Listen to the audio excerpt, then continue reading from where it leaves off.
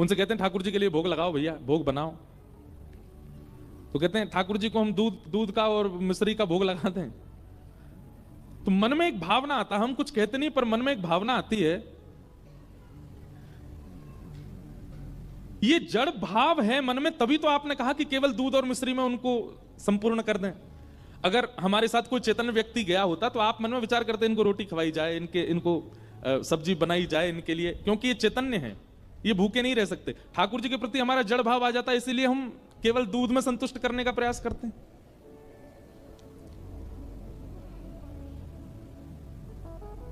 चैतन्य मानिए, वो साक्षात चैतन्य है, वो जड़ नहीं है। एक बार श्रीमद् वल्लभाचार्य जी महाराज यमुना जी के तट पर बैठे थे और एक व्यक्ति उनको प्रणाम करने के लिए आया। तो प्रणाम करने से पहले महाप्रभु वल्लभाचार्य जी ने उसको इशारा किया कि जाओ पहले यमुना स्नान करो।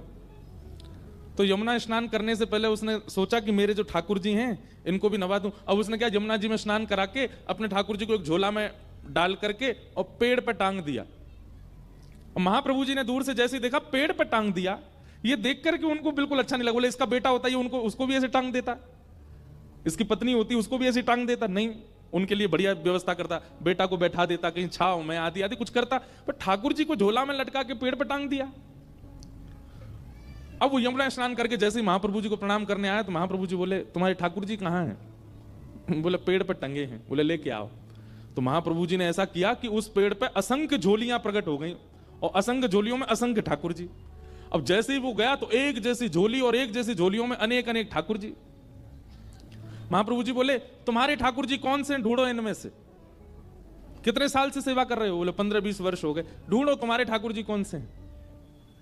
वो अपने ठाकुर जी नहीं ढूंढ पाया। तब महाप्रभु जी ने क्रोधित होकर के कहा, बोले किस भाव से सेवा करते हो तुम? 15-20 वर्ष में तुम ये नहीं पहचान पाए तुम्हारे ठाकुर जी कौन से हैं?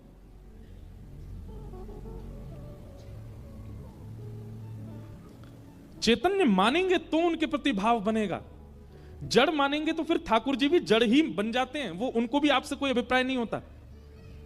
हमारे वृंदावन के एक ठाकुर हुए श्री मदन मोहन जी। कौन? जोर से बोलो कौन? मदन मोहन। वृंदावन रसामृत पद सुना आप लोगों ने? उस वृंदावन रसामृत पद में दूसरे ठाकुर हैं श्री मदन मोहन। बिहरत निस दिन कुंज गलिन में ब्रज जन मन सुख धाम, मदन मोहन को रूप निरख सनातन बलि बलि जाए। गाएंगे, कथा के विश्राम में गाएंगे, आप लोग याद कर लेना। वैसे तो सब वैष्णवों को याद है, भारत में जहां भी हम जाते हैं सब सुनाते हैं। तो हमारे वृंदावन के 7 ठाकुरों में दूसरे ठाकुर हुए श्री मदन मोहन जी। बहुत ध्यानपूर्वक सुनिएगा। ठाकुर जी की सेवा ऐसी करो कि आप अपने ठाकुर को नहीं पहचानो, ठाकुर जी आपको पहचान जाएं। आप अपने ठाकुर को कभी नहीं पहचान सकते, ठाकुर ही आपको पहचानते हैं। और वो तभी पहचानेंगे जब आप उनके प्रति चैतन्य भाव रखोगे। उनको धातु का नहीं मानो, उनको मार्बल का नहीं मानो, उनको किसी अन्य धातु का मत समझिए कभी भी। तो श्री मदन मोहन जी की ऐसी कथा आती है कि मदन मोहन जी जयपुर में विराजते थे और वहां के राजा जो थे उनकी बेटी मदन मोहन जी की सेवा करती थी। तो पुत्री का जब विवाह निश्चित हुआ, बहुत ध्यानपूर्वक सुनिएगा, पुत्री का जब विवाह निश्चित हुआ तो बेटी ने अपने पिता से कहा, बोले पिताजी आप कुछ मत दीजिए लेकिन मेरे विवाह में मदन मोहन जी को मुझे दे दीजिए, मैं अपने संग ले जाऊं इनको। तो पिता थोड़े से व्याकुल हो गए, बोले बिटिया तू कुछ भी मांग ले, मदन मोहन जी को मत लेके जा। बेटी ने कहा, बोले कि और कुछ नहीं चाहिए, केवल मदन मोहन जी चाहिए, मैंने इनकी बड़ी सेवा की बचपन से, आप केवल इनको मुझे दे दीजिए। तो पिता और पुत्री दोनों ही सेवा के इतने लोभी थे। देखो लोभ संसार में हो तो बुरा, सेवाओं में तो बुरा नहीं है। मैं तो कथाओं में कहा करता हूं कि जितने भी अवगुण है ना, वो अवगुण बुरे कब बन जाते हैं? जब वो संसार में होते हैं। क्रोध बुरा कब? जब संसार में। अगर ठाकुर जी के प्रति कभी कभी मीठा क्रोध हो तो बुरा नहीं होता। लोभ बुरा कब है? जब संसार में। लेकिन वही लोभ भक्ति में हो, कथा में हो, नाम जप में हो तो बुरा नहीं है।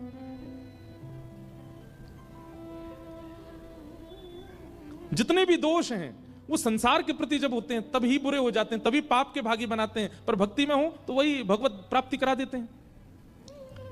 तो जयपुर के राजा वो अपनी बेटी से कहने लगे तू जो मांगेगी सो दूंगा, मदन मोहन जी को मत मांग। तो पुत्री ने कहा पिताजी आपके घर में पहले से ही गोविंद देव जी की सेवा है, मदन मोहन जी की सेवा है, एक ठाकुर की आप कर ही रहे हैं, एक मुझे दे दीजिए। पिता बोले नहीं नहीं नहीं, तू जो मांगेगी दूंगा, लेकिन मदन मोहन जी नहीं दूंगा। बेटी भी बोली मैं भी केवल मदन मोहन जी को ही चाहती हूं और कुछ नहीं चाहती। पिता ने कहा चल ठीक है, एक काम करते हैं। बोले क्या? मैं तेरे सामने 5 मूर्तियां रखूंगा और तेरी आंखों पे पट्टी बांधूंगा। अगर स्पर्श करके तूने बता दिया कि मदन मोहन जी कौन से हैं, तो मदन मोहन जी को तू ले जाइयो। और स्पर्श करके भी अगर तू नहीं बता पाई तो फिर मदन मोहन जी मेरे पास ही रहेंगे। लेकिन उस पुत्री को पूरा भरोसा था कि मैं पहचान जाऊंगी मदन मोहन जी कौन से हैं। राजा ने 5 स्वरूप तैयार करवाए, एक जैसी कदकाठी, एक जैसा इत्र, एक जैसी पोशाक, एक जैसी माला, एक जैसी पगड़ी, एक जैसे अलंकार, एक जैसी वंशी, बिल्कुल सब कुछ एक जैसा। कोई व्यक्ति पहचान ही नहीं पाएगा कि इनमें मदन मोहन जी कौन से हैं, 5 एक जैसे। और पुत्री से कहा बेटी 5 स्वरूप तैयार हो गए, सुबह अब तुम्हारी परीक्षा होगी, अगर तुमने पहचान लिया तो मैं तुम्हें वचन देता हूं कि तुम्हारे दहेज में मदन मोहन जी जाएंगे। रात भर पुत्री बेचारी बड़ी परेशान, बोले कि कहीं मैं हार ना जाऊं, कहीं मैं चूक ना जाऊं, कहीं ऐसा ना हो कि मदन मोहन जी रह जाएं। रात भर प्रार्थना करती रही तो मदन मोहन जी उसके स्वप्न में आ गए और स्वप्न में आकर के बोले काय को चिंता कर रही है? बोले मैं ये चिंता कर रही हूं कि ये 5 पिताजी ने एक जैसे बनवाए, मैं कैसे पहचानूंगी आप कौन से हो? मदन मोहन जी बोले तू बिल्कुल चिंता मत कर, स्वप्न में बोल रहे हैं उसको।